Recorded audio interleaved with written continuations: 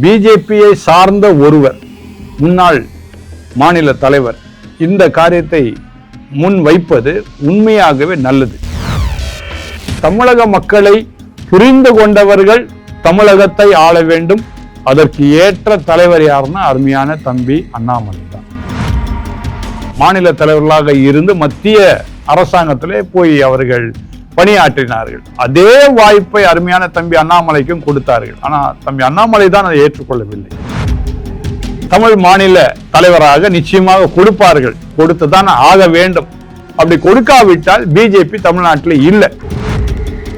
அருமையான பிரதமர் மோடி அவர்கள் இருக்கின்றார்கள், 3வது முறையாக வந்திருக்கிறார். 4வது முறை இவர் தான் பிரதமரானா சந்தேகமான ஒரு காரியம்தான். அவரை மறுபடியும் 4வது முறையாக பிரதமராக கொண்டு வருவாங்களா அப்படின்னு சந்தேகம்தான். அவங்க கூட வந்து பிரஸ் மீட் கொடுக்கறது இல்லையே விஜய் கூட. இல்ல, விஜய் அதனால தான் பிரஸ் மீட் கொடுக்க மாட்டாரு. வழங்குதா? இப்போ நிறைய பேர் இந்த கேள்வி கேட்கறாங்க, ஏன் அவர் பிரஸ் மீட் கொடுக்கலன்னா இன்னும் அவரே உட்காரல. ரீல்ஸ் போட்டு தான் உங்க துறையை மக்கள் பார்க்கணும்னு நினைச்சா நீங்க பேசாம ரீல்ஸே போட்டு இருந்திருக்கணும். நீங்க அமைச்சரா வந்திருக்க வேண்டியது இல்லையே. இப்போ கூட நான் ரெடியா இருக்கிறேன். என்ன ரெடியா இருக்கேன்னா, வெளிநாட்டுல இருந்து இன்வெஸ்ட்மெண்ட் கொண்டு வரதுக்கு என்னால முடியும். ஆனா இந்த அரசாங்கம் ரெடியா இருக்குதா ஏற்றுக்கொள்றதுக்கு? அவர் தோற்று போகணுன்ற அவசியமே இல்லை. அவருடைய அரசியல் வாழ்க்கையை எடுத்துக்கிட்டா அவ்வளவு நல்லவர், அவ்வளவு மேன்மையானவர், நல்ல நிர்வாக திறன் உள்ளவர், எல்லாம் உண்மைதான். ஆனா மக்கள் என்ன பண்ணிட்டாங்க, வீட்டுக்கு அனுப்பிச்சிட்டாங்க.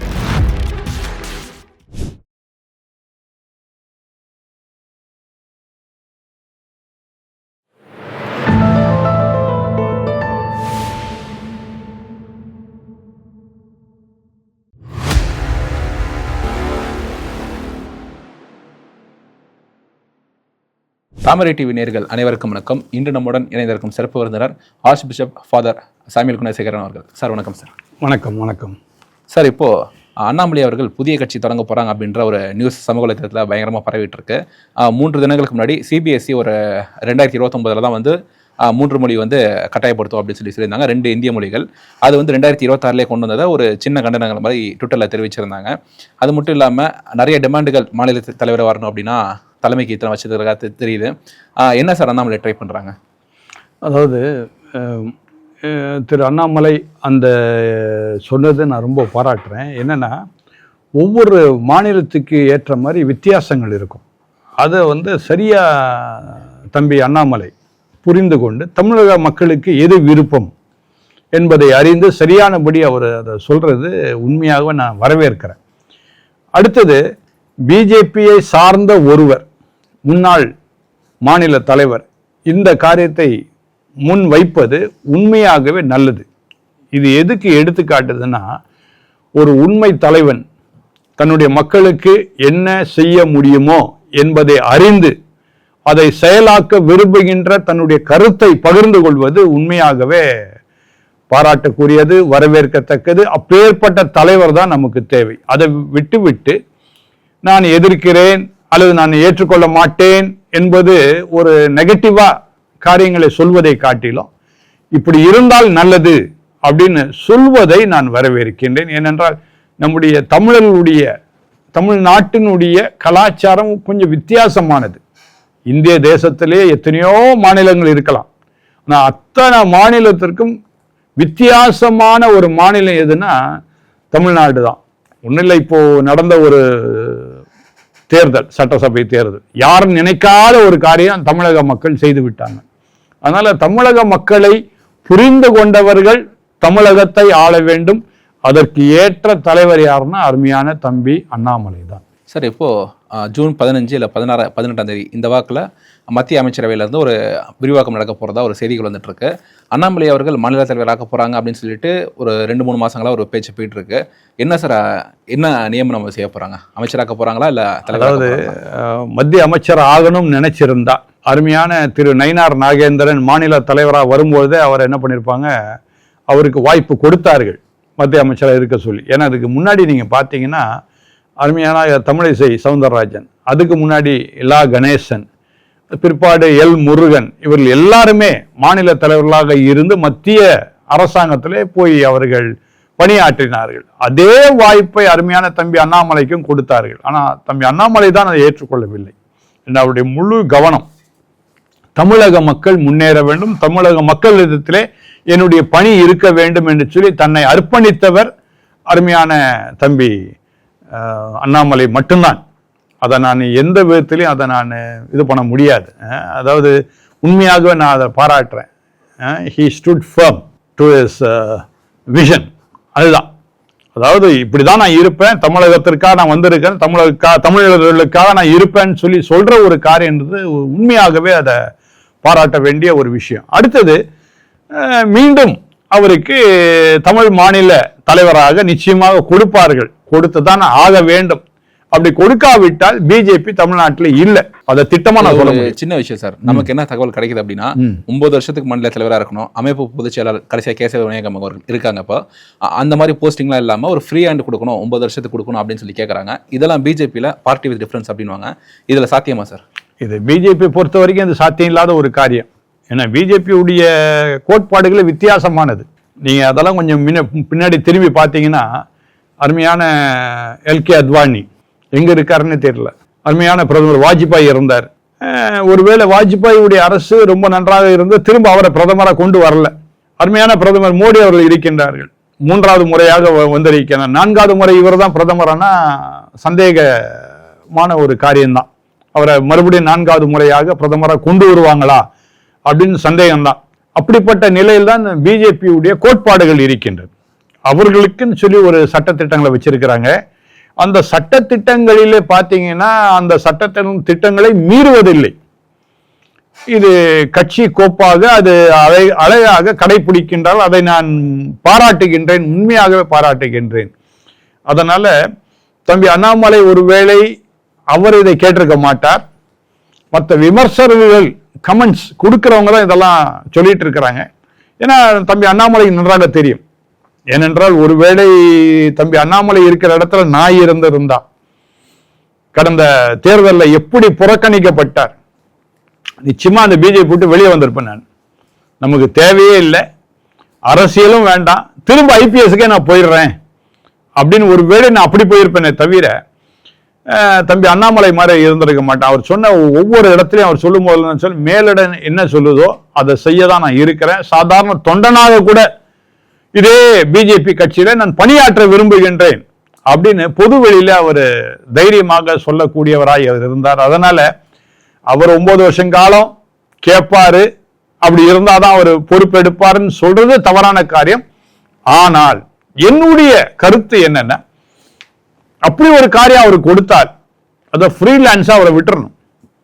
அவரை இண்டிபெண்டா நீங்க முடிவெடுங்க அப்படின்னு சொல்லி அவருக்கு தனியாக ஒரு பொறுப்பை கொடுத்து, நீங்க இந்த பிஜேபி எப்படியாவது தமிழ்நாட்டிலே ஆட்சிக்குள்ளாக வர வேண்டும், இதற்கு என்னென்ன நீங்க ஆவணம் செய்யணும்னு நினைக்கின்ற அதெல்லாம் செய்யுங்கன்னு சொல்லி ஒரு சுதந்திரத்தை அவர் கொடுத்தணும்.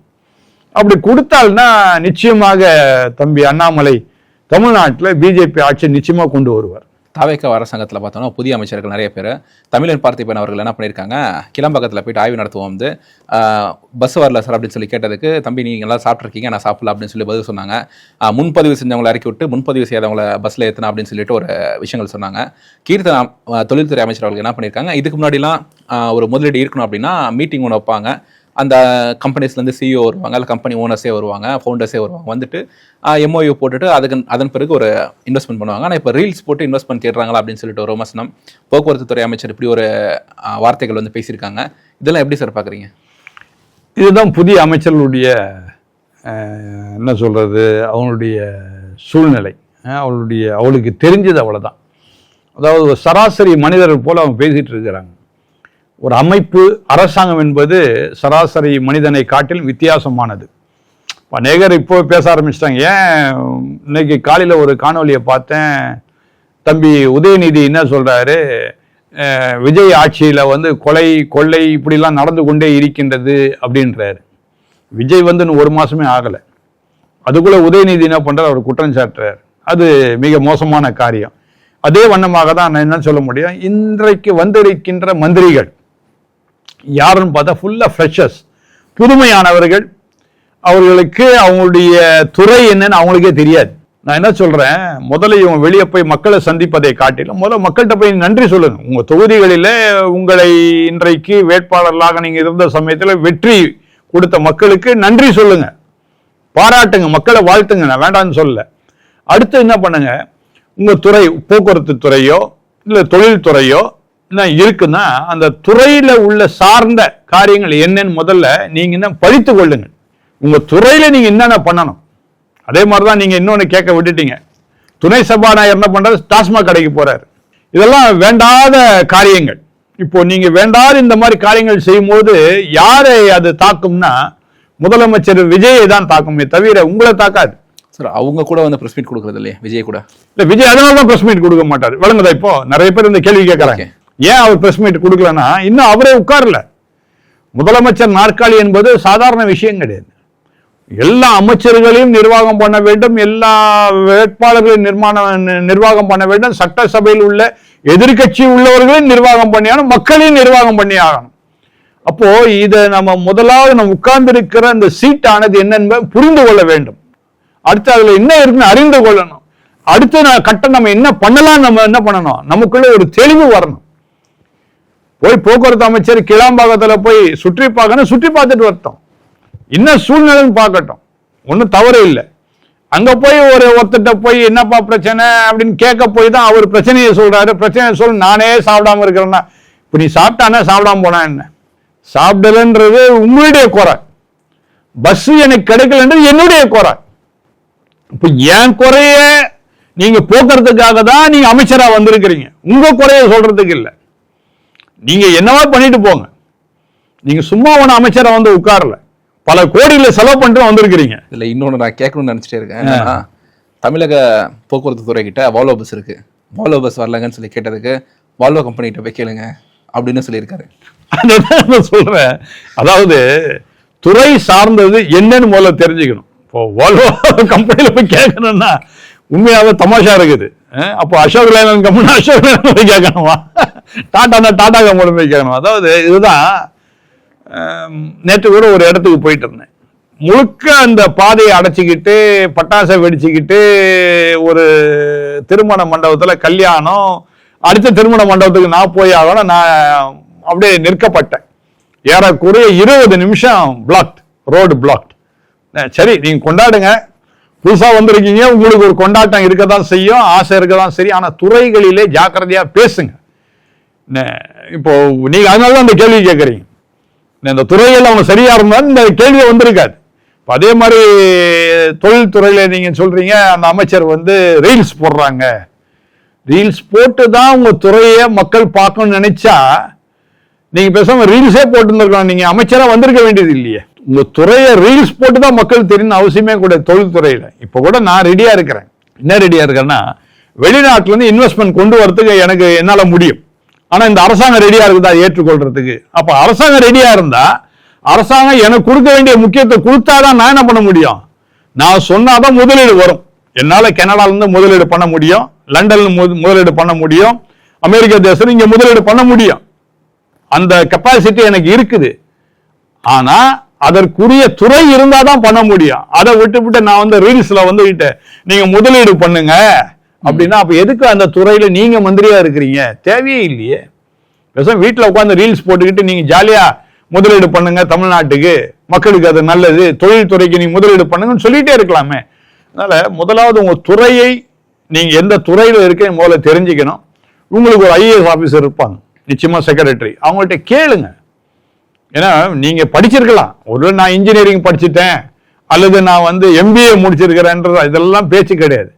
நீ உட்கார்ற சீட் என்ன சீட்டு, அந்த சீட்ல ஒரு செக்ரட்டரி, அதுக்காக ஐஏஎஸ் ஆபீசர் அதுக்கு தான் போடுறாங்க. இந்த செக்ரட்டரி கேளுங்க, ஏங்க இந்த டிபார்ட்மெண்ட்ல என்னெல்லாம் பண்ணலாம், என்னெல்லாம் நான் செய்யணும், என்னெல்லாம் இருக்கு நான் செய்ய வேண்டிய பணி, இதனால கவர்மெண்ட்டுக்கு எப்படி வருவாய் இருக்குது, இதெல்லாம் தெரிஞ்சுட்டு அதுக்கப்புறம் பேசுங்க. சும்மா ரீல்ஸ் போட்டா பிரயோஜனம் இல்லை. முதலீடு வந்து இப்ப நீங்க ரீல்ஸ் போட்டோன்னு யாரும் முதலீடு கொடுக்க போறது இல்லை. நீங்க ஆங்கிலத்தில் பேசினாலும் வரப்போறது இல்லை, இல்ல நீங்க ஹிந்தியில பேசினாலும் வரப்போறது, தமிழ்ல பேசினாலும் வரப்போறது இல்லை. இதெல்லாம் உங்களை நீங்க பெருசா வெளியே காட்டுறதுக்காக இந்த ரீல்ஸ். பட் எத்தனையோ பேர் காட்டினாங்க, எங்கேயோ போயிட்டாங்க, காணாம போயிட்டாங்க. அதாவது அருமையான திமுக தலைவர், இப்போது இருக்கிற தலைவர் ஸ்டாலின் அவர்கள், அவர் தோற்று போகணுன்ற அவசியமே இல்லை. அவருடைய அரசியல் வாழ்க்கையை எடுத்துக்கிட்டா அவ்வளோ நல்லவர், அவ்வளோ மேன்மையானவர், நல்ல நிர்வாக திறன் உள்ளவர், எல்லாம் உண்மைதான். ஆனா மக்கள் என்ன பண்ணிட்டாங்க, வீட்டுக்கு அனுப்பிச்சிட்டாங்க. அந்த மாதிரி நீங்க ரீல்ஸ் போட்டுட்டு இருந்தீங்கன்னா மக்கள் வீட்டுக்கு அனுப்பிச்சிருவாங்க உங்களை. உங்க திறமையெல்லாம் ரீல்ஸ்ல காட்டாதீங்க, உங்க பணியில காட்டுங்க. அது நிச்சயமா அரசாங்கத்துக்கு நல்லது, தமிழ்நாட்டுக்கு நல்லது, மக்களுக்கும் நல்லது. சரி, இப்போ கடந்த திமுக அரசாங்கம் ஒரு மிகப்பெரிய சட்ட போராட்டம் பண்ணாங்க. எதில் அப்படின்னா, கவர்னர் வந்து சான்சலராக இருக்காங்க எல்லா யூனிவர்சிட்டிக்கும், விசி நியமனம் பண்ணுறது வந்து வைஸ் சான்சலர் நியமனம் பண்ணுறது கவர்னர் தான். அதை வந்து சுப்ரீம் கோர்ட் வரைக்கும் போயிட்டு கவர்னர்கிட்ட ஒரு மசோதா நிறைவேற்றுறாங்க. கவர்னர் டைம் கொடுக்கல, அப்ரூவலும் பண்ணலை. சுப்ரீம் கோர்ட்டில் போய் அதை எதிர்க்கிறாங்க. வைஸ் சான்சலர் நியமனம் செய்கிற போஸ்டிங் வந்து சான்சலர் சிஎம் தான் அப்படின்னு சொல்லிட்டு சுப்ரீம் கோர்ட்டு உத்தரவு கொடுத்துட்றாங்க. பிரசிடென்ட் வந்து நிறைய கேள்விகள் சுப்ரீம் கோர்ட்டை பார்த்து கேட்குறாங்க. மிகப்பெரிய சட்ட போராட்டமாக இருந்தது.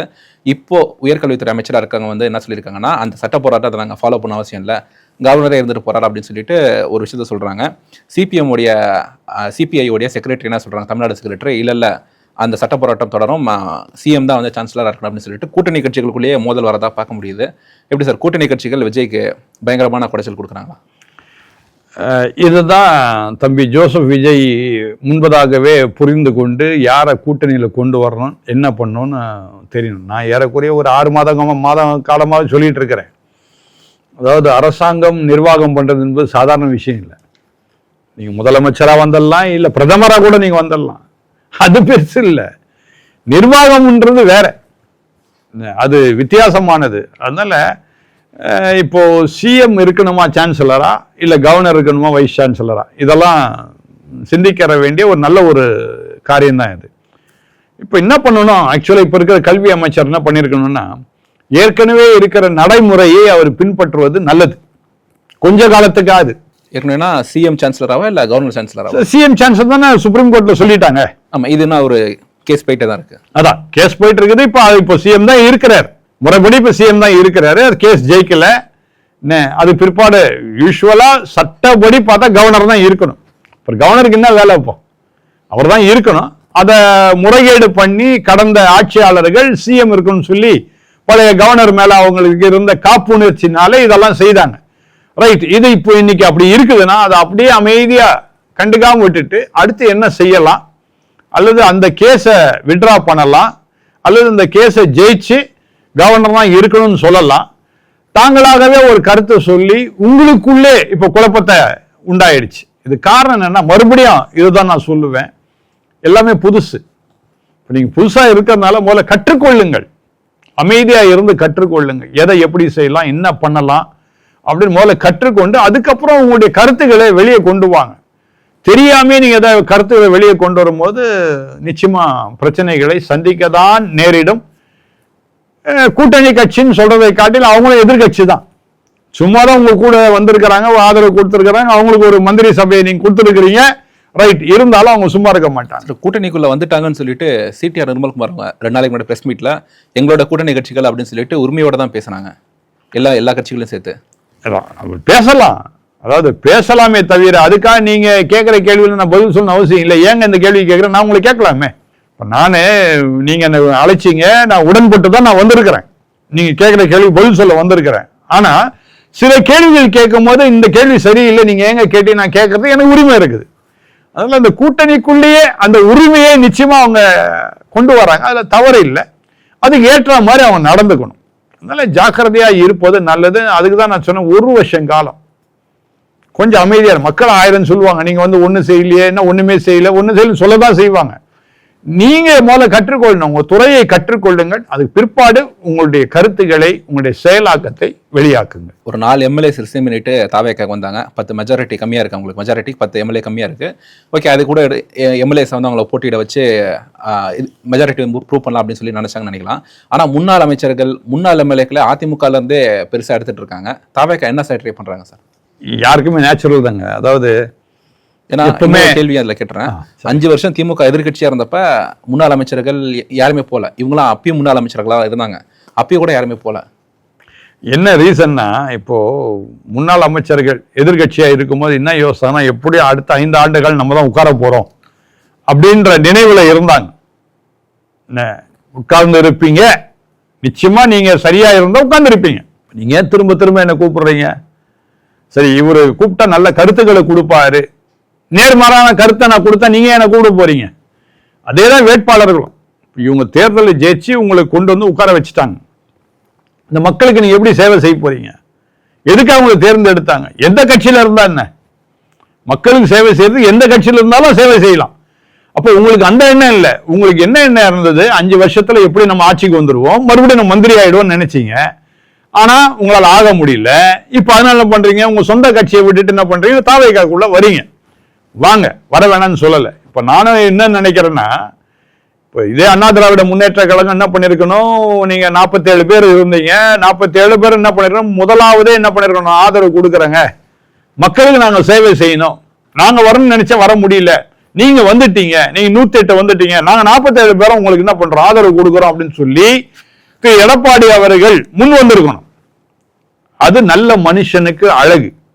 அப்போ மக்களுக்காக நீங்க சேவை செய்கின்ற எண்ணம் கொண்டவர்கள் என்பது புரிந்து கொள்ளக்கூடிய ஒரு செயல். ஒரு சின்ன கேள்வி, அப்படி சப்போஸ் ஆதரவு கொடுத்திருந்தாங்க அப்படின்னா 2031 தேர்தலில் விஜய் அவங்கள தான் இபிஎஸ் அவர்கள் எதிர்த்து சப்போஸ் முதலமைச்சராக வரணும்னு நினைச்சாங்க அப்படின்னா விஜய் அவர்களை தான் இப்போ எதிர்க்க வேண்டிய சூழலில் இருக்காங்க.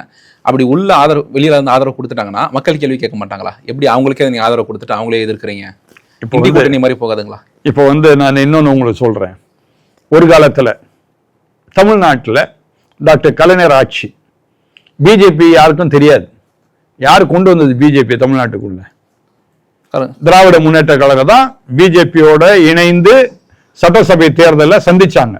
அப்பதான் பிஜேபி தமிழ்நாட்டுக்குள்ள வருது. இன்னைக்கு அதே திமுக தான் என்ன பண்ணுது? பிஜேபி மதவாத கட்சின்னு சொல்லுது. புரியுதா? இது அரசியல். மக்கள்லாம் இதை யாரும் பார்க்க போறது கிடையாது. மக்கள் இதெல்லாம் பார்த்துட்டு இருந்தாங்கன்னா இன்னைக்கு தாவேக்காவே கிடையாது தமிழ்நாட்டில். மக்கள் யாரை பார்த்தாங்க? விஜயை மட்டும் தான் பார்த்தாங்க. விஜய் கீழே எத்தனை வேட்பாளர் பார்க்கவே இல்லை. உண்மையா மக்கள் யாரை தேர்வு செய்யணும்? விஜயை மட்டும் தான் தேர்வு செய்திருக்கணும். விஜய் மட்டும் தான் ஜெயிச்சிருக்கணும். மற்ற தாவேக்கா வேட்பாளர்லாம் ஜெயிச்சிருக்கவே முடியாது. ஆக மக்கள் அதெல்லாம் பார்க்கறதே கிடையாது. படித்தவர்களும் அப்படிதான் இருக்கிறாங்க, படிக்காதவர்களும் அப்படிதான் இருக்கிறாங்க, கிராமத்தில் உள்ள மக்களும் அப்படிதான் இருக்கிறாங்க, பட்டணத்தில் உள்ள மக்களும் அப்படிதான் இருக்கிறாங்க.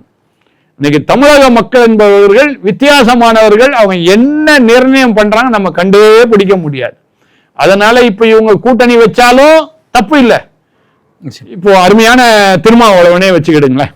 இப்போ இந்த கூட்டணி இருக்கிறாரு, அவருக்கு ஒரு மந்திரியும் கொடுத்துட்டாங்க. அடுத்த சட்டசபை தேர்தலில் திருமாவளவன் இவர் எதிர்த்து பேச மாட்டார் என்ன நிச்சயம்? ஏன்னா இப்போ திமுக திட்ட ஆரம்பிச்சிட்டார். இத்தனை வருஷ காலம் திமுக கூட தான் பயணிச்சுட்டு வந்தாரு. இப்போ திமுக திட்ட ஆரம்பிச்சிட்டாரு. நாளைக்கு ஏன் தாவேக்காவை திட்ட மாட்டாரு? திட்டதான் செய்வாரு. இதெல்லாம் நேச்சுரல். இது அரசியல். அதனால்தான் அரசியல்ல யாரும் நண்பர்களும் கிடையாது, யாரும் பகைஞரும் கிடையாது. முடிஞ்சு போச்சு. இதெல்லாம் காலையில ஒரு சொல் இருக்கும், மத்தியானம் ஒன்று இருக்கும், சாயங்காலம் ஒன்று இருக்கும். மக்கள் தான் முட்டாள். நான் எப்போ அதான் சொல்றேன், மக்கள் தான் முட்டாள். முட்டாள்கள் யாருன்னா மக்கள் தான். இப்போ நான் சில மக்கள்லாம் சொல்றத நான் பார்க்கறேன்.